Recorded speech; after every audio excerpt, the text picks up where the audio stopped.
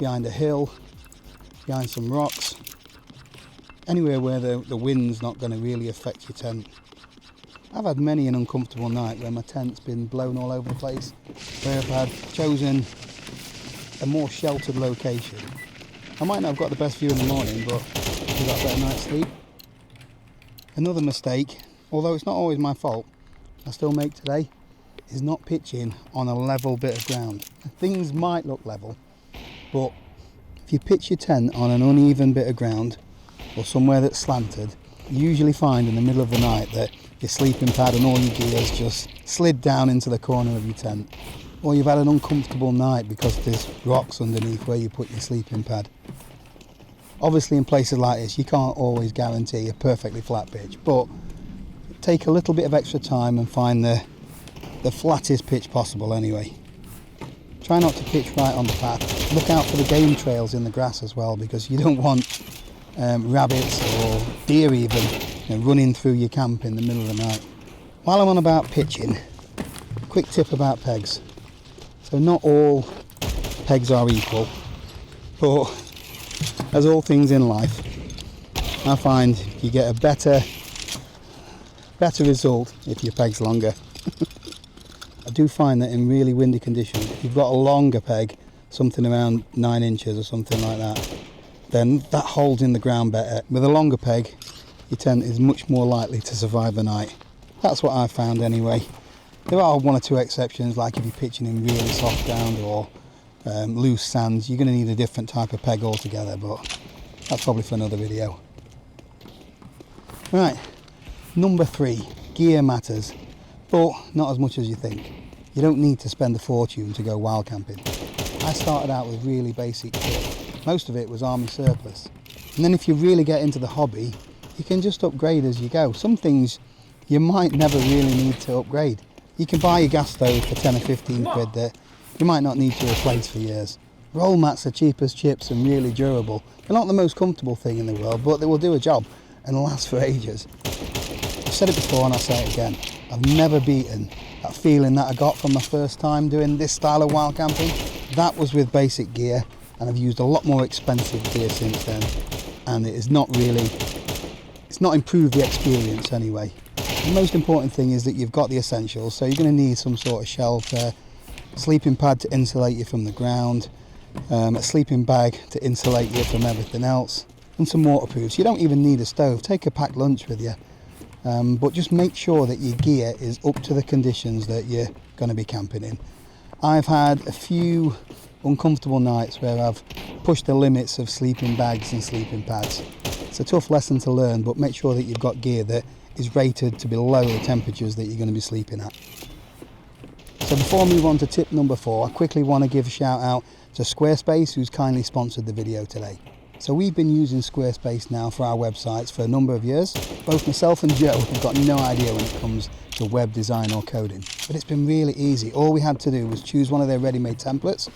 We uploaded our own photos, swapped the text around a little bit, and within a couple of hours we've got a website.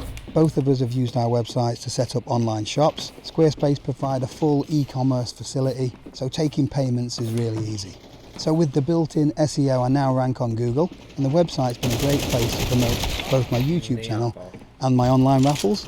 There's loads of other features that I use, including email marketing, and Joe's favourite is the analytics, where you can see which part of the world all the traffic's coming from. So if you fancy having a go at building your own website, then click the link in the description below, or head over to squarespace.com/PaulMessner. You'll get a totally free trial, and when you're ready to go live, you'll get 10% off your first purchase. Moving on to number 4, buy the best gear that you can afford.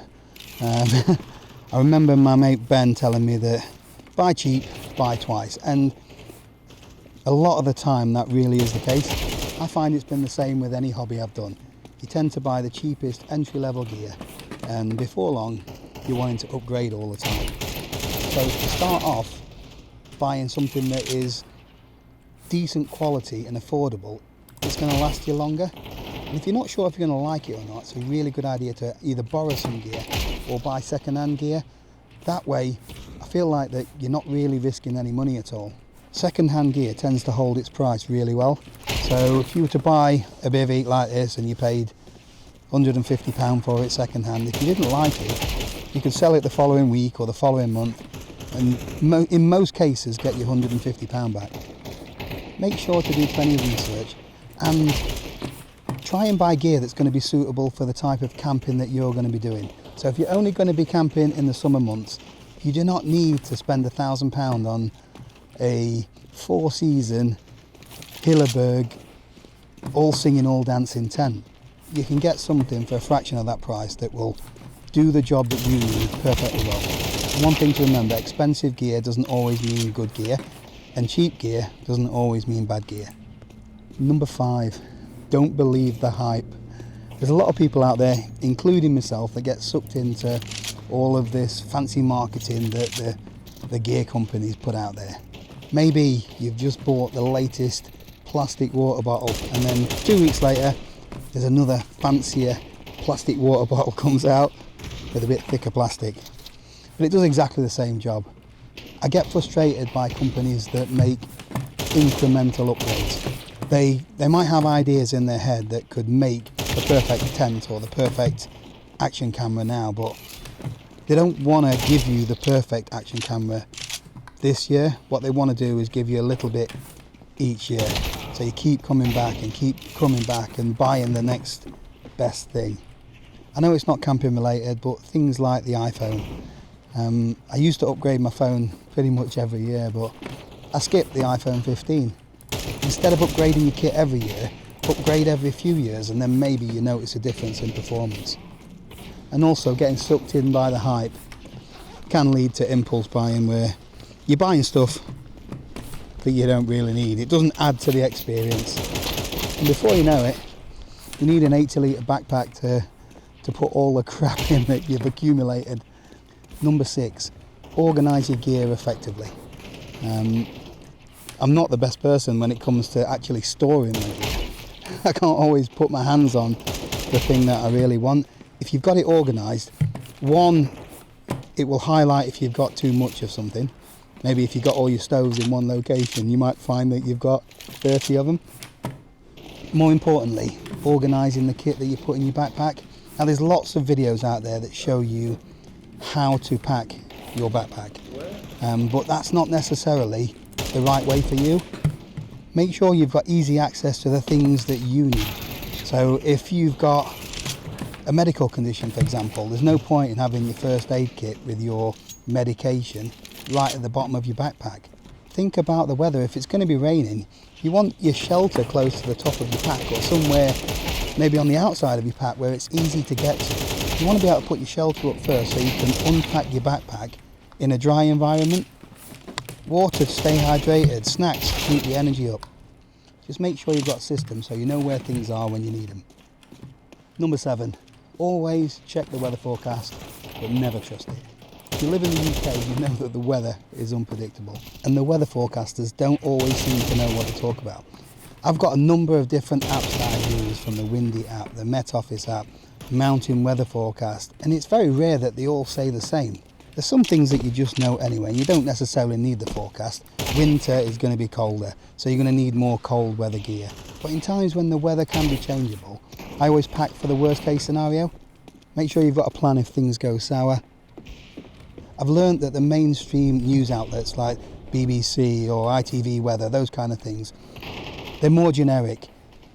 Up in the mountains or up on Kinder Scout, it's almost like it's got its own climate or its own weather structure.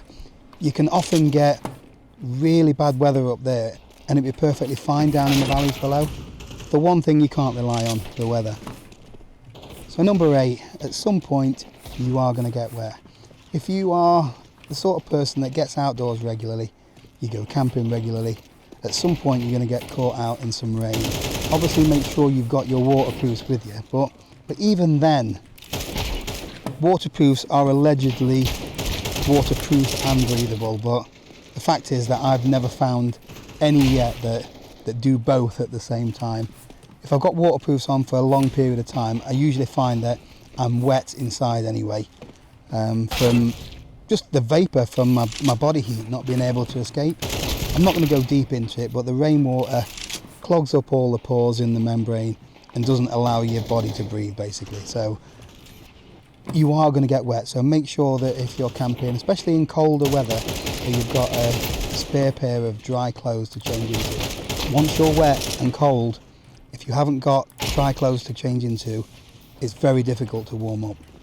And if you end up with hypothermia or pneumonia, then it's not a good place to be honest. Number 10 is just about food and drink. Make sure that you have got plenty of water to stay hydrated. And when you're hiking, you're sweating quite a lot.